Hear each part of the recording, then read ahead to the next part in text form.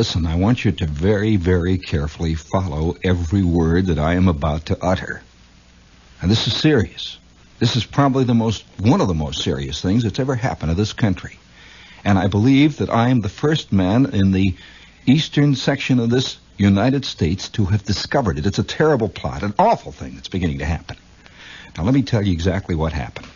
I come down to the station this morning. Now, the station is a standard, ordinary sort of building. I mean, it's an office building, you know. There are all kinds of accountants, second-rate dentists, guys who do tax returns. There are Christmas tree salesmen, all sorts of ordinary businessmen up and down throughout this entire gigantic honeycomb of a building. It's right here on Broadway, right in the middle of Manhattan, right in the middle of these United States. Stable country. Country that believes in right things, has God on its side. I mean, right? Okay, correct. We know exactly where we are. So I came down here this morning. I am an employee here. I'm a hard-working man. I do exactly what I am paid to do. I am here. I do it. I go through my song and dance. I tap dance. I do my routine. I play my nose flute. I pick up my pittance and I go. I don't bother anybody, right? I have not rubbed anyone's fur the wrong way, correct? Okay, all right. Now, we know where we stand. I come down to this place this morning, and I arrive in front of my office, this little hole in the wall that they have assigned to 2 or 3 of us. And I reach in my pocket and take out the key. I have a key, a regular Yale lock key. You know, the official kind of key that opens apartments on the east side and that. And I go up to this door and I try to put the key in. Nothing happens. I turn it over and I try it again. Nothing happens. So then I take out my other gigantic pile of keys that are all attached to this long chain that keep falling out of my pocket and breaking at the horn and hard art and all that. So one by one, I try each one, knowing full well that none of these are the keys to this door. But a man can't believe such a thing can happen. This is a Saturday morning. The sun is shining. There are tourists walking up and down as though nothing is happening right there on Times Square. See, now listen carefully. This has to do with you, not me, you, all of us. And so I'm beginning to work around with this lock, and I suddenly, it dawns on me, I can't get in the office. I'm locked out. I call the air conditioning, the guys who maintain none of them can get in.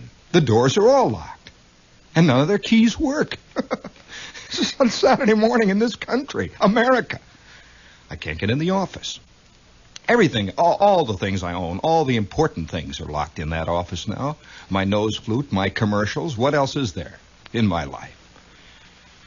So I come up to the studio here, and all these people here are totally unconcerned, not knowing what is occurring. Now, I'd like to point out just exactly what this means.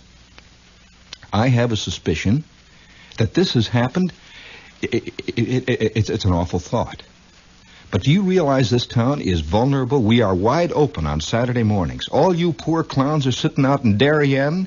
You poor idiots are sitting on your duffs out there in New Rochelle, not knowing nothing about what's going on in your office on a Saturday morning.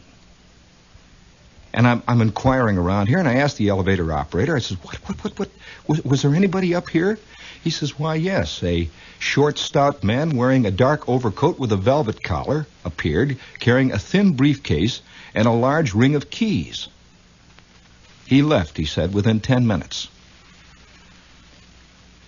It could very well be possible that this man, this short, stout man, is only one of a large phalanx of short, stout men bearing briefcases who have appeared all over Manhattan. Do you realize what this could do to this country if Monday morning 2.5 million men descend upon Manhattan with the wrong keys?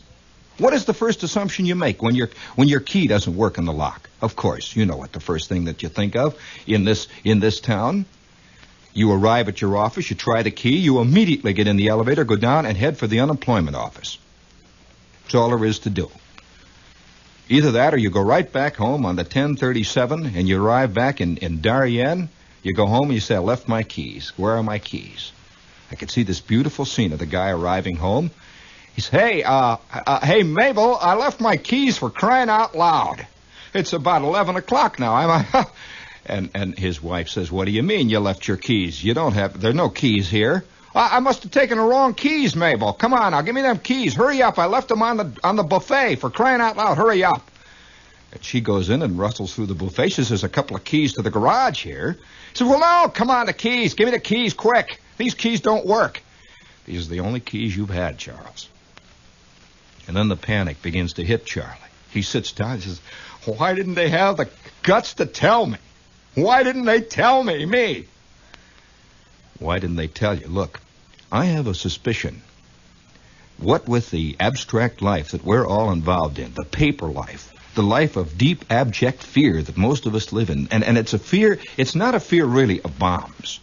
It's not a fear of the decline of Western civilization. Let me tell you, in spite of what the writers write about, it is not a fear of the great threat of rising imperialism in the East. None of these things bother the average guy. Oh, no.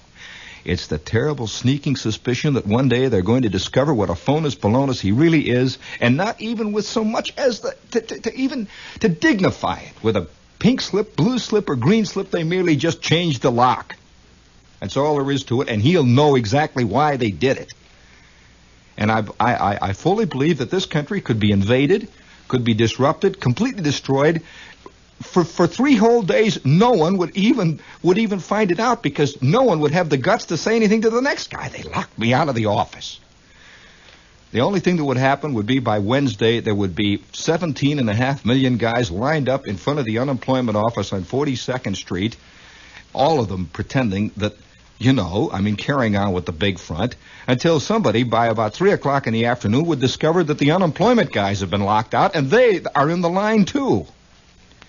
And by then, of course, someone would appear on the radio and say,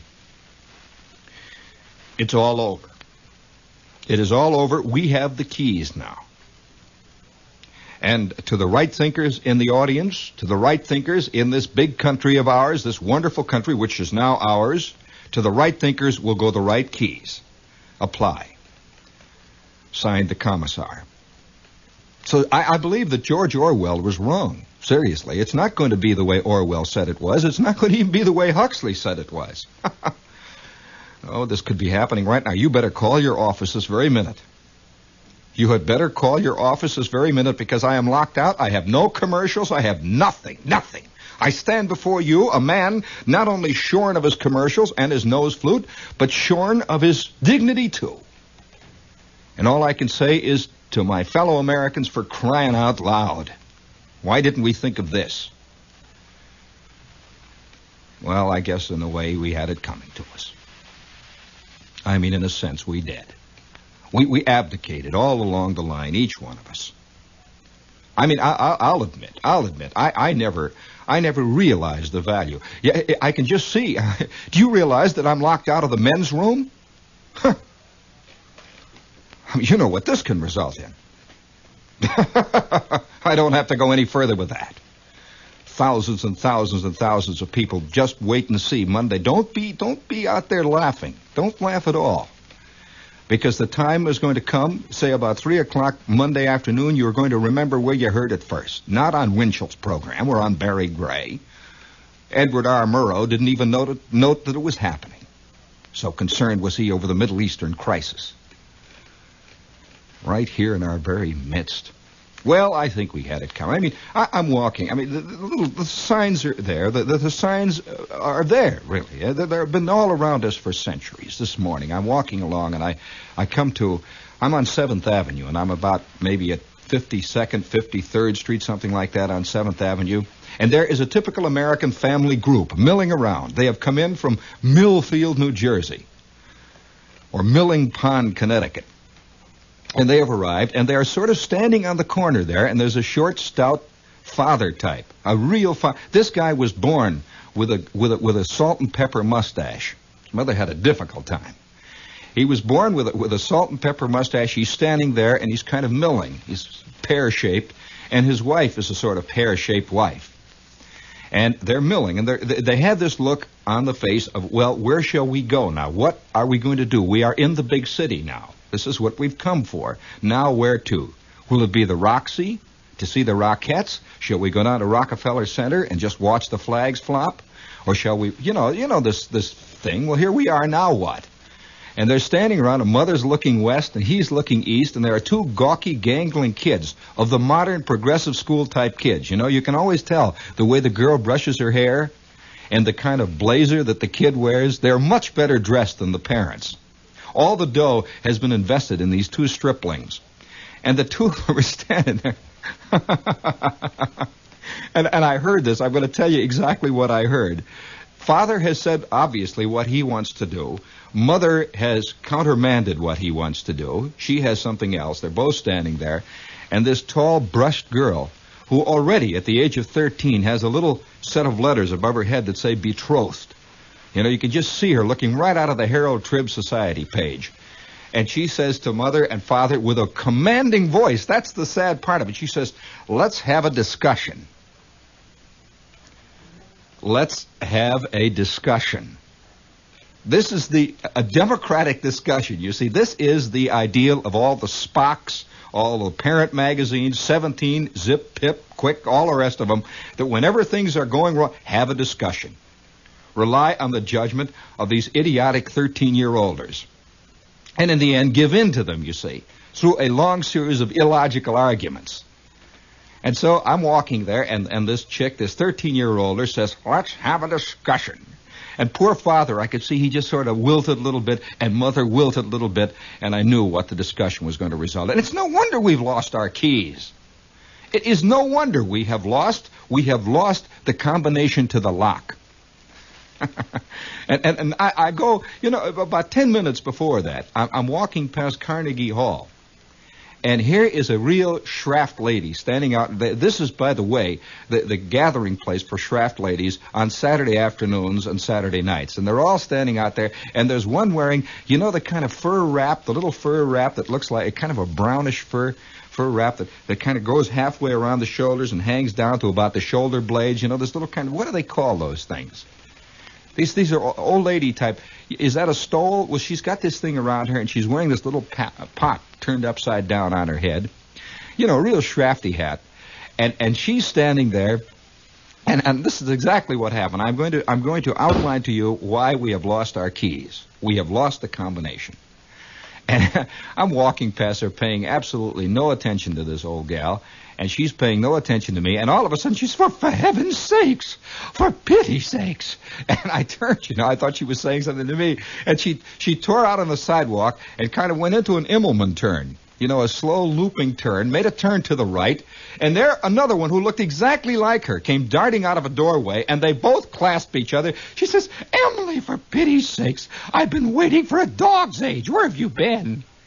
And Emily says, right here in the doorway, Clara. And they were both clinging to each other, and I thought, oh, what a touching scene. And all of a sudden, Emily says, Clara, for crying out loud, let's grab a hot dog and get in line. And the two of them went into Nedick's right there next to Carnegie. Let's grab a hot dog.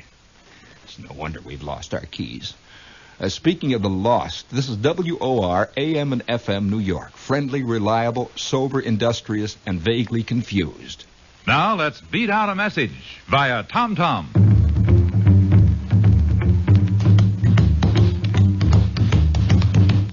Isolate light, isolate light. Precisely right, precisely right. Crisp, brief pressure, crisp, brief pressure. Valentine, Valentine, dear. To be crisp, a beer must be icily light. With a lager flavor, precisely right.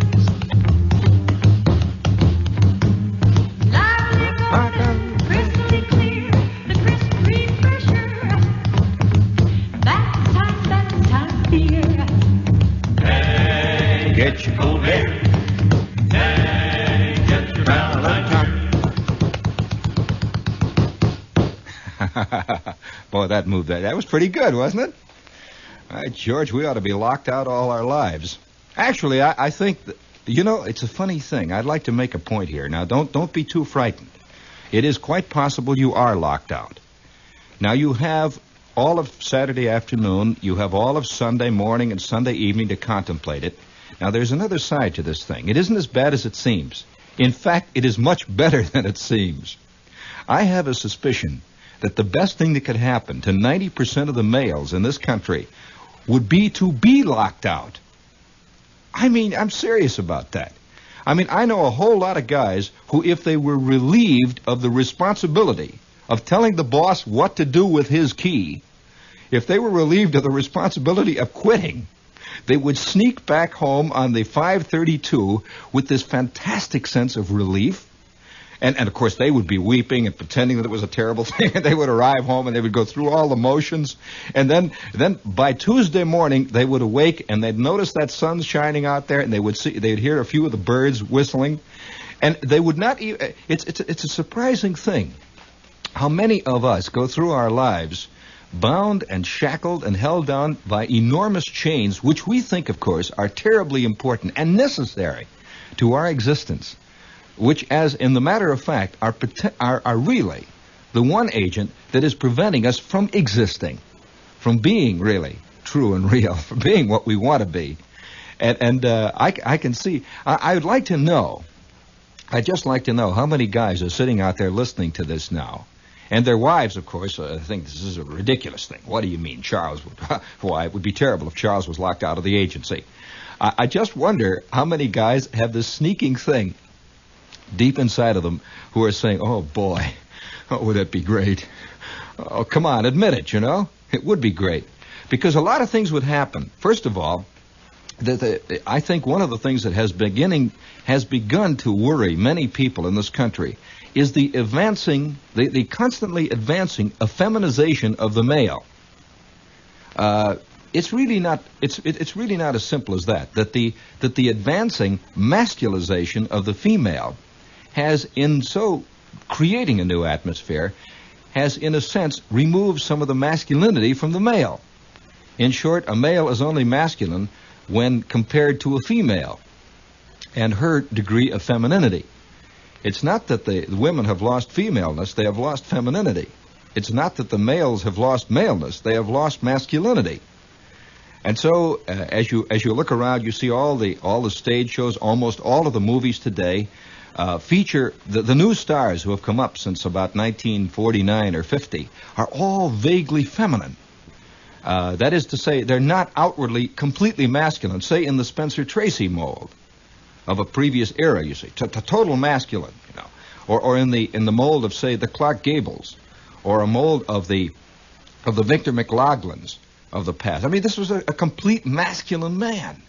And so gradually there has been a change, a slight coloring of it all, and I can just see this little man whose sole function in life has been to supply an endless stream of dollars for the, quote, activities of the family. The station wagons that are coming and going, and the kids that are going to this school and that school, the wife who's going to this club and that club, and the whole bit. His sole function has been to supply this endless stream. Funny thing the elevator operator said today. I'm coming in, and he said it right out of the blue. Funny, you know, Saturday mornings, I think, are very valuable times for consulting your navel. Really, because honestly, a lot of the hoopla and a lot of the paper bag popping and a lot of the paper doll cutting out has ceased, you know, in these places. And you begin to see things for what they are. The file cabinets look gray and deserted and a little menacing and very faceless. They look okay, you know, when there's a lot of girls standing in front of them, moving the drawers up and down. But boy, they look something else again when you see them with nobody. They just sit there waiting. And they contain all of our lives, all of ours, right there, packed away in alphabetical order, cross-indexed. And so I come in here, you know, and I'm very quietly standing on the elevator with my cup of lukewarm coffee. And the elevator operator suddenly turns to me and says, I don't know what it's about. I said, what? Huh? What? He said, I don't know. I figure some of these guys are going to come in here on Judgment Day. I said, what? What? And then I'm beginning to wait. Judgment Day. I hear the great bugles blowing and the gong, and I wonder how suddenly Judgment Day. And I'm waking out of my lethargy. I said, Judgment Day? What do you mean Judgment Day? He says, well, I'll tell you. He says, you know, there are some guys, I've been riding this elevator now for 20 years. There are some guys who come into this office 7 days a week into this building. They come in at 7 o'clock in the morning. They don't leave until 10 o'clock at night. And they do this they've been doing it now for 20 years. I don't know how long they were doing it before I came here and how long they're going to do it after I leave. They're going to come in on Judgment Day. Wonder what these guys get out of life. And I had no answer. Absolutely no answer. And then I began to think, I get off the elevator and I walk back with my key held hopefully in my hand. And I try it in the door and I'm locked out. And I'm struggling around. There's the first moment of panic, and then there's the great moment of relief. And I turn around. I'm walking away from the door. Okay. And it suddenly occurred to me that these guys, that most of these guys who spend their lives going up and down elevators and shuffling papers back and forth are running as hard as they can, just as wildly and as hard as they can from something else. They're not running to something. They're running away from something. And they're running away from this involvement with mankind and with the human being, with the family, with the people. Because you're not involved with people at all when you're involved with file cabinets and papers and deals. That's totally abstract. And I'm going up the stairway then. I try the men's room. I'm locked out. I'm wandering around there, and I'm disenfranchised. And I said, well, maybe the bugles are getting ready to blow. Who knows? And I suspect in some ways that they might be. Like today, I'm walking. These are all things that happened to me today. Exactly, all in one line, just lined right up. I'm walking along. I know. Maybe I passed one block after I heard Emily talking to Clara. And I'm in the next block, and I'm waiting for a light. And a cab pulls up. And I'm suddenly reminded of an incident that occurred to me 4 or 5, maybe 3 or 6 or 9 days ago. Are you a collector of cab companies' names? Don't fall into the idea that all cabs are just cabs. And don't begin to believe that they're all named either Yellow or Checker. They are not. That there are thousands of cabs in this right here in this city that have a little red series of block letters on the back doors that tell the name of the cab company. Now, how this works is that if you're a cab company owner and say you own 100 cabs, well, for tax purposes, what these guys do is split their company up into about 30 different little companies, and each company owns 3 cabs, you see. It's kind of a corporation tax deal, and actually it's one big company, but there are 30 little corporations, and each one has to have a name that has to be put on the outside of the cab. And so they come up with some great names. I'm telling you, some of the greatest names. For example, there is the Money Cab Company. I mean, how's that for a guy getting right down to the basic of it all? I saw this when by George, there's the Money Cab Company. And one day I get in the cab and it says Friendly Cab Company. And I get in and there's this little gnarled cab driver sitting up there in the front seat, and he's going, and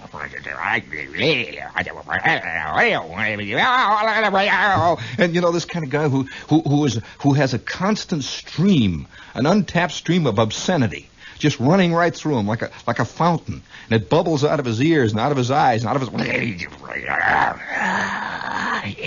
and there's hate, little lines of hate extending from him, and it's as though he has thorns growing out all over him, and there are little filaments reaching out that have poisonous tentacles on the and I arrive at the end of my trip. I hand the guy his tip. Here I've gone, it's getting to the point now. All those little cab driver tricks. For example, giving you your change in all dimes. The reason this is done, of course, so that you can't give 15-cent tips. So if you get a 40-cent cab ride, he'll give you your change in all dimes. You can't give him a dime tip. You wind up giving him a 50% tip, 20 cents for a block. And so he tries this routine, and I reach in my pocket, and I got a nickel. So here we've gone this little way. We've gone about 4 blocks or something like that, and I give him 15 cents, which is a standard tip for this. He looks at me like that, and he slams the door, and there goes the Friendly Cab Company off in the distance. Then there was another great moment that happened to me. I get in a cab on Madison Avenue the other day, and it's one of those terrible moments when we turn left we get into a crosstown street, and every truck, every bicycle, every motor scooter, 14,000 cabs, 95 policemen, 7 fire trucks, everything is converged on us. We are completely trapped. And I am sitting there, and all I can hear is the sound of muffled curses around me and the tick of the meter. My lifeblood is dripping out of me on the floor. Like that, you see. I'm sitting there for about 40 minutes, it seemed, and the smoke is rising and the steam, and it's hot. You know, it's really hot already there, you know. It's hot. You can see the city. It might as well be in mid-August, steaming. And finally, it's for crying out loud. And I get out of the cab, and by now I run up a bill of $1. So I give the guy $1.25, and I slam the door, and I look at and there it is, the name on the door, and I'm telling you, this happened to me. Listen to this. The Hopeless Cab Company. I paid this guy the $1.25, and I go off down the street amid all the guys pushing the little carts and fist fighting and standing around by the fire plugs, and I'm wending my way through, and I says, by George Shepard, you have just seen the truth. You have just suddenly, right there in the middle of Babylon on the Hudson, it has hit you. The Hopeless Cab Company. And some other poor clown, as soon as I got out of the cab, you know, he flipped the flag up and down and the light went on, and some other poor idiot got in and sat. Oh, I had the feeling of the River Styx and Sharon and the whole crowd. And this cab driver was one of those jowled type. You know, the dark, silent type of cab driver that just sits there. Doesn't say anything. He's got one arm hanging out the door, and he just sits. And on the back of his back seat was a little sign that said, keep smiling. In blue letters. Keep smiling in the Hopeless Cab Company's cab. Just sitting there. Just sitting there waiting for it to happen. It's like. Well, of course, you see, I have the sensation that we are really all of us secretly, and I don't like to pound a nail, you know, down. I pound a nail too deeply under the surface because it's there. You don't have to say it sometimes. There are many things that do not have to be said and shouldn't be said, and one of them is. Well, I'm going to say, Beckett said it, Samuel Beckett, Jonathan Swift said it, a lot of people have said it, Plato said it in one way, Aristotle said it, certainly Euripides said it. And it's this, that underneath all those layers, all those onion skin layers of existence, there lies that one little thing somewhere deep down inside of man that is waiting for something. And he doesn't quite know what it is. He is waiting. And so he's sitting there on his duff all throughout all eternity, just waiting, always waiting. And the other day, I had a wonderful test of this the other day. I'm sitting there at my scroungy old desk, and suddenly the phone rings. Well, it's taken me years to learn to avoid ringing phones. No, really, it has. Seriously, one of the hardest tests of a man's courage is to let a phone ring and not answer it. Because all of us expect on the other end is going to be the answer. We'll pick it up, that hopeful feeling of pick it up. And there's that same old clown. Your old cast of characters, they're still making their appearances. Wouldn't you like to get a call from somebody great one time? I mean, don't you ever get sick of the cast of characters that you're playing in your play with? Really? Can you imagine the program of your play? The play that you're part of, cast of characters, leading characters, features, bit part players, heavies, villains, good guys, bad guys. What a scroungy nothing crowd. I mean, not one distinguished name in the lot. Not one man who rises above real mediocrity. I mean, wouldn't you like to have a cast of characters that include Darryl Zanuck, President Truman, Abe Stark, all the way on down the line. These are the people that are playing parts out here. But I pick up the phone, it's the same old guys. Hello, yeah. And there's nothing on the end of the line. There's nothing this time. Guy's just sitting out there breathing. You can hear him breathing on the phone. I say, hello, what do you want?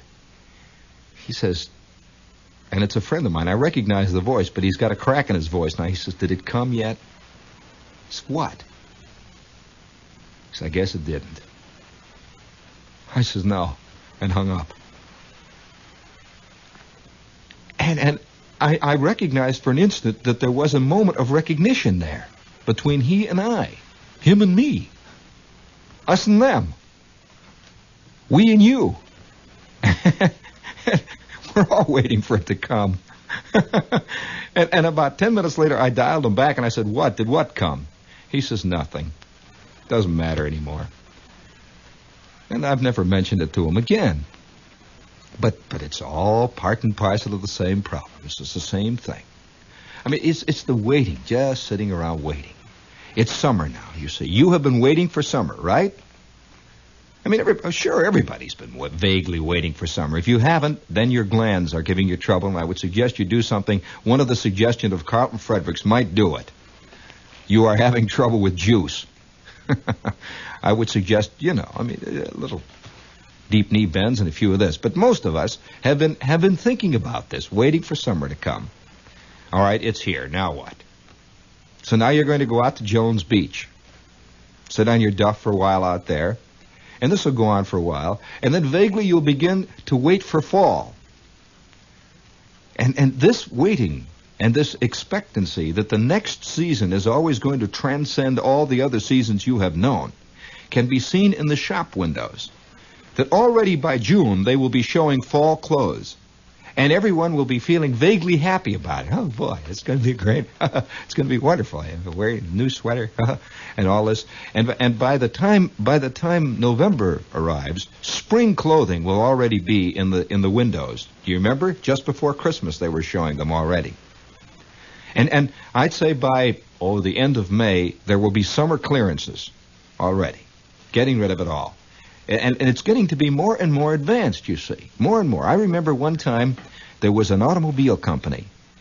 See, the point that I'm making here is that most of us live either in the past or in the future. That if we live in the future, we're always saying, it's going to be all right. Or if we live in the past, we say, you guys, let me tell you about the good old days. Hardly anybody swings for the now. This is the rarest kind of individual. Perhaps he doesn't even exist at all, because of what man is, you see. The conscience on one hand, the imagination on the other. You see, the imagination takes you out of your current situation and shoots you forward to this cleaner, better, brighter, unsullied time. And the conscience takes you back to a simpler time, hence a time of less sin in your own life or whatever it is that you live. I will not call it a life. And so we go along there, and I remember about 3 or 4 years ago, there was a car company. Who remembers this?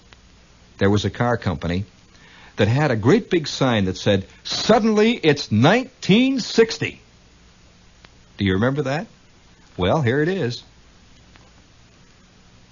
Of course, the implication being that since 1960 seems so far in the future, that 1960 was going to be a year when all the problems were solved, and we have finally reached that ultimate stage of development and whatever it is, progression, that there will be no more difficult. That if you could get something that is going to be developed in 1970, now many of your problems will be solved. That these things will go beyond. It's kind of an illusion that man is constantly improving himself by the machines and the things around him. It's a very, very comforting illusion, too, I might point out. And yet, as each successive model comes and goes, last year's model is infinitely inferior to this year's model. You notice that? Last year's model just doesn't make it, in spite of the facts that this year's model is now in the garage having work done on its transmission. You see, constantly, eternally, it goes this way. The feeling and the desire that change should be always, and is always, by the very nature of change, good. It is good. And so, suddenly it's 1960. Do any of you remember that ad? I will award the brass figligee with bronze oak leaf palm if you can just tell me the name of the company that did that. Suddenly it's 1960. Well, suddenly it is 1960. You feel cleaner, brighter? Do you have the new thin line look? Do you? Are you a sociable now? I mean, has it happened in the last 3 years? Have things really begun to square away now? Really begun to have that new clean look? I mean, in your life, you see, as opposed to the new clean look of the buildings that are rising around us, or the cars that are sprouting up everywhere. the new, clean look in your life. Smooth, sanded down, and made of green glass. Totally transparent, and above all, antiseptic. No, never to be sullied by those dirty footprints of short, squat little boys who are wearing worn tennis shoes, slopping through the mud of existence. Clop, clop, clop, clop. I just wonder how many people. Then again, that's another consideration. I'm on the phone, you see, and I'm. It's a funny thing. The other day, I call up my agency. I got this agent. Now the agent-client relationship is a very tenuous one, and one that I think a couple of big magazines like Esquire could very well do a good article on.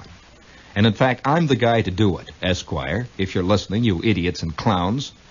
The sad thing about it was that they had a guy recently, and I'm not going to name magazines, but there was a guy who did a story on old radio. By old radio, he means radio about the time of the war and just before. And it was one of the most amateurishly written, badly conceived articles on old radio that I've ever come across. Sad. Get somebody who knows something about it, people. Anyway, I'm sitting there and I'm talking to my agent. And I call up and I say, anything shaken, Milt? Milt says, nope, how are things with you? I say, okay, Milt, thank you. I hung up. I'm sitting there thinking, and then I began to see that eventually the entire population of the United States, and perhaps even the world, is going to be divided into two people, clients and agents. And the idea, of course, clients and agents, the idea, everybody has an agent today. I mean, even guys who used to just deal with agents. The agent has kind of wormed his way in between the producer and the performer, whatever it will be. And I have a suspicion now that in the next 10 years there will be agents for elevator men. They'll be calling their agents. There will be agents for milkmen. Everyone will have an agent. And the agent then will, of course, have to go out and hire an agent. Do you know that I know an agent at MCA who has an agent who handles him at William Morris and handles all his deals with MCA? I mean, do you understand the implications of this? Do you know what I'm saying? That an agent has gotten to the point where he has an agent who handles his business with the agency he works for. And by the way, I found out for sure now, you know, all these radio stations that are constantly selling time, weather, temperature, and news. I found out that Ashley Steiner has the news account. Ashley Steiner handles all world events. That's their package. That if you do any news, you got to contact Ashley Steiner. If you do the time, it's William Morris. They have the time account wrapped up. Has it ever occurred to you that Alexander King is the liberals' Norman Vincent Peale? And just about as shallow? And about as didactic? Stand back, I'm an eagle. By George, I'm an eagle. Now, on the other hand, if you're going to be, you've got to do something about your claws, Charlie. They're just not gelling. You've got to do. Did I ever tell you about the time that my Aunt Teresa? You know, every family has an insane aunt. Now, I'm not talking about the aunt that is confined. That's not the kind of aunt that I'm talking about. I'm talking about the angry aunt. The angry aunt who, if she were literate, would write long letters to the post. You know, the kind of long letters that are constantly written to the post, signed disgusted. Well, anyway, my Aunt Teresa, because of her basic anger, my Aunt Teresa used to leave every party with that fire in her eye and screaming at the entire family that never again would she talk to them. Ever, ever, ever again. And I began to understand, of course, as a very small child, that strife, S-T-R-I-F-E, is one of the great vital motivating factors in human existence. It is, well, of course, this has to be told. Aunt Teresa used to go for Jell-O molds. You know, the kind of, she used to mold things out, you know, get the little tin molds. She used to mold things like, salads, Jell-O, fruit salads and things, and they always had these little round, fluted-looking arrangements on them. And then she used to mold things in the form of clover leaves, and then she used to mold, she molded everything. I'm telling you, she did. She used to mold her meatloaf. I'll never forget the time I went to her house, and she had a meatloaf that was molded in the form of a lamb. You know the kind of things they use for Easter once in a while to make cakes? One of the worst things that ever happened to me was the time I went to a party about Easter time, and I'm sitting there. I'm a little kid. I'm about 12 or 13 years old. This is when you begin to, you begin to understand, or you don't really begin to understand. You begin to see things in the world, but you can't put them together. Now, the idea of being able to put together widely divergent, almost completely self-canceling facts that somehow seem to make sense to people is called maturation. Sadly enough, that the older a person gets, the less he can see the idiocies of the lives that many of us live, the complete canceling out. A churchman, for example, getting up talking about brotherly love in a segregated church seems to make sense to a lot of people. Well, this is the whole thing that I'm talking about. We can put these things together and never seem to escape, but a kid can't, you see. He does not know the proper answers, not that are arrived at by any kind of logic, but, quote, proper answers. And so I'm sitting there. I'm a kid, and it's an Easter thing, you know, and it's a party, and all of them are there. Esther Jane, Dawn. Did I ever tell you about Dawn Strickland? I cannot hear the word Dawn today without getting a kind of a shaky feeling deep down inside of my stomach. Oh, she was fantastic.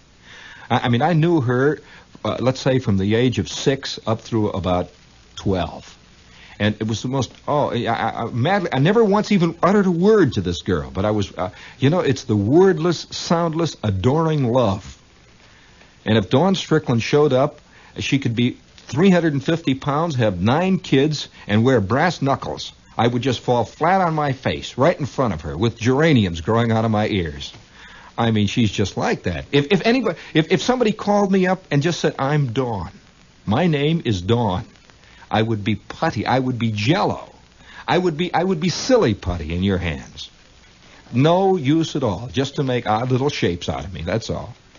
Well, anyway, I'm sitting there, and it's this party, see, and the woman comes out, who is the mother of the house, and she puts right down in the middle of the table, right in front of me, a big cake made in the shape of a lamb, with white icing on it, and covered with coconut, to give you the idea it's fur, you know, and it's wool. And it had 2 little blue marbles for eyes, looking right at me, and a pink ribbon around its neck. And I'm looking at this lamb. It's a lamb right there in front of me. And Esther Jane gets up with the carving knife and lops its head right off and says, this is for you. Great Scott. Speaking of the shorn lamb.